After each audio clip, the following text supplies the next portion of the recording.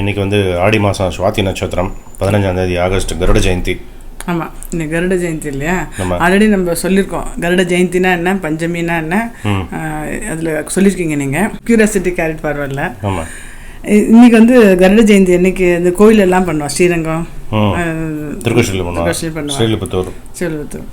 அதனால் அன்றைக்கி பெரிய திருவடி இல்லையா அவருக்கு. ஸோ அவருக்கு இன்றைக்கி அமிர்த கலசம் பண்ணணும். ஸோ அதனால் அமிர்த கலச பிரசாதம் எடுத்து வச்சுருக்கேன். ஓகே. என்னென்னா கல்கண்டு 2 பங்கு, ரவை வந்து 1 பங்கு, அதில் பாதி வந்து வெண்ணெய் எடுத்திருக்கேன்.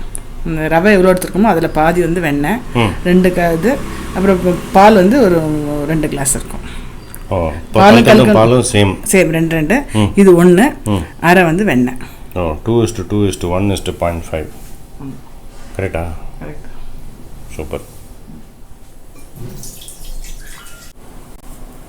இந்த பால் விட்டேன் இல்லையா, அப்போ இந்த கல்கண்டு போட்டு அடுப்பில் சிம்மில் வச்சுரு. பாட்டு இந்த கல்கண்டு கரைஞ்சி இந்த பாலும் நல்லா சூடாகிட்டு இருக்கும்.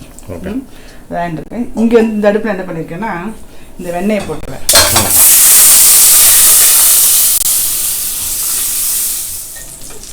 வெண்ணெயும் போட்டுட்டு இந்த ரவையும் போட்டு நல்லா வறுத்துட்டுருப்பேன். இந்த கருட ஜெயந்திக்கு நம்ம போன தடவை வந்து இதில் பண்ணியிருந்தோம், சோளத்தில் அமிர்த கலசம், பைத்தம் பருப்பில் அமிர்த கலசம் பண்ணியிருக்கோம். இப்போ வந்து வெண்ணெயிலையும் ரவையிலையும் அல்வா மாதிரி பண்ணிவிட்டு அதை வந்து நம்ம கலசமாக பண்ண போகிறோம், அமிர்த கலசமாக. ஸோ இந்த கருட ஜெயந்திக்கு அமிர்த கலசம் ஏன் பண்ணுறோம்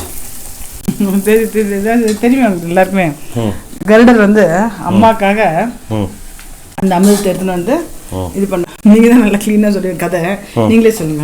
அதனால இது வந்து அமிர்த கலசம், அமிர்தம் அங்கே எடுத்துன்னு கொடுப்பார் இல்லையா?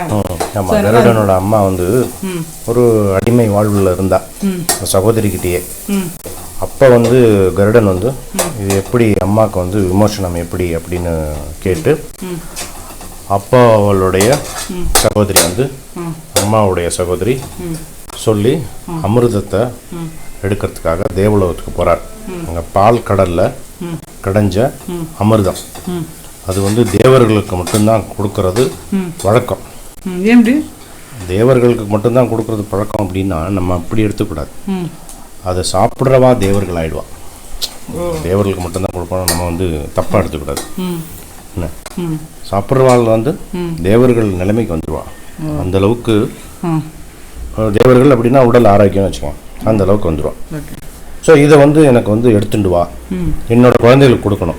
குழந்தைகள்லாம் நாகர்கள், 100 நாகம் கொடுக்கணும், அதை எடுத்துட்டு வா, அவங்க அம்மாவை விடுவிச்சிட்றேன் அப்படின்னு சொல்லுவாள். சரின்னு பெரிய யுத்தம்லாம் பண்ணி இந்திரனோட வஜ்ராயுதத்தெல்லாம் தாக்கி போரிட்டு அந்த அமிர்த கலசத்தை எடுத்துன்னு வந்துடுவார்.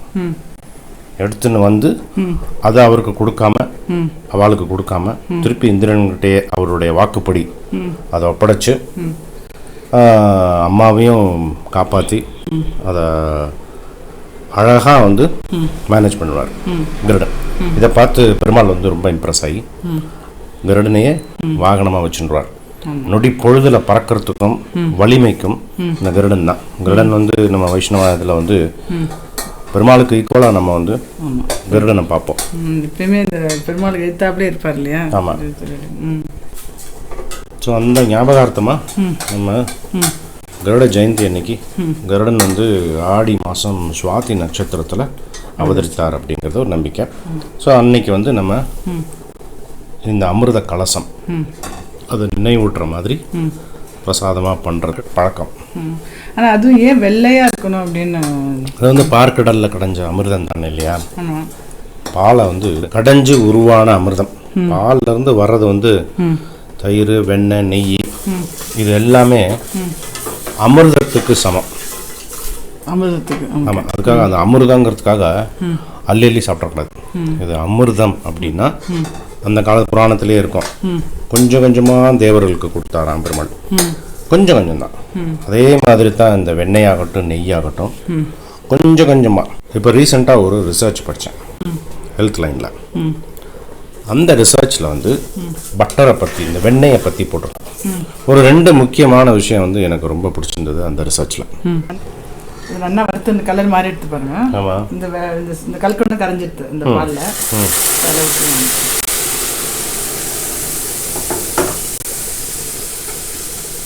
அப்படியே இதுதான் நல்லா இன்னும் வத்தணுமா? வத்தணும். அப்படி கெட்டியாக அப்படி அல்வா மாதிரி வரும். அது கரெக்டாக நீங்கள் சொல்லிட்டு இருந்தீங்களே. அது வந்து இப்போ இதை பார்க்கும்போது தெரியுது, இந்த பார்க்கடலில் கடைஞ்ச அமிர்தம்ங்கிற மாதிரி. இந்த பட்டர் ரிசர்ச்சில் வந்து 2 விஷயம் எனக்கு வந்து பிடிச்சிருந்தது. ஒன்று வந்து CLA அப்படின்னு சொல்லுவோம், அதாவது கான்ஜுகேட்டட் லினோ ஆசிட் அப்படின்னு சொல்கிறது. இன்னொன்று வந்து பியூட்டரைட். இந்த 2 வந்து பட்டரில் இருக்குது. ஒன்று வந்து என்னென்னா, இந்த CLA நான் சொல்கிறது வந்து ஆன்டி கேன்சர் ப்ராப்பர்ட்டிஸ். மனுஷனுக்கு ஒரு பெரிய த்ரெட்டு அப்படின்னா கேன்சர். பிரஸ்ட் கேன்சர்லேருந்து லிவர் கேன்சர்லேருந்து எத்தனையோ கேன்சர் இன்னும் பெரிய சவாலாக தான் இருக்குது. இதை ரெடியூஸ் பண்ணுறதுக்கு இந்த CLA கண்டென்ட், பட்டரில் இருக்கிற CLA கண்டென்ட் ரொம்ப உதவியாக இருக்கான். இன்னொன்று வந்து பியூட்டரைட் அப்படின்னு சொல்லுவாங்க. அது வந்து டைஜஷன். ஆமாம். ஸோ இது 2ஐயும் பார்த்தோன்னு வச்சுக்கோங்க, மனுஷனுக்கு பெரிய ஒரு ரிலீஃபே இந்த 2லேயும் வந்துடும். கரெக்டாக டைஜஷன் ஆச்சுன்னு வச்சுக்கோ, பிரச்சனை இல்லை. செல்லு வந்து ஹெல்த்தியாக இருந்துன்னு வச்சுக்கோ, பிரச்சனை இல்லை. இது 2ஐயும் பார்த்தா நம்ம இந்த கதையை படிக்கும்போது நிஜமாகவே அமிர்தம். ஆனால் என்னென்னா, வெண்ணெயில் வந்து ஃபேட் கண்டென்ட் ஜாஸ்தியாக இருக்கும். மற்ற நியூட்ரியன்ஸ் இருந்தாலும் ஃபேட் கண்டென்ட் ஜாஸ்தியாக இருக்கும். பாலில் வந்து வெறும் 3-4% தான் இருக்கும். வெண்ணெயில் வந்து 70% இருக்கும் ஃபேட்டு. ஆனால் அந்த ஃபேட்டு வந்து தேவையான ஃபேட்டு. அந்த ஃபேட்டை வச்சு பாடி வெயிட்டை குறைப்பாங்கன்னு வச்சுக்கேன்.